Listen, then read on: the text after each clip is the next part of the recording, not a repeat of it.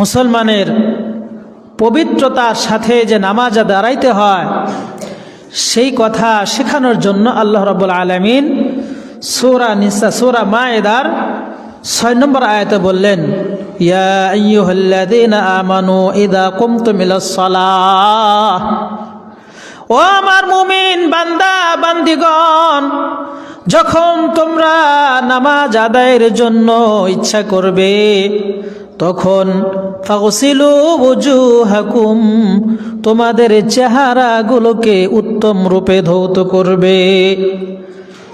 ফাগসিলু ওজুহাকুম ওয়া আইদিয়াকুম ইলাল মারাফিক, এবং তোমরা তোমাদের হাত কোনই পর্যন্ত কোনই সহ ধৌত করবে।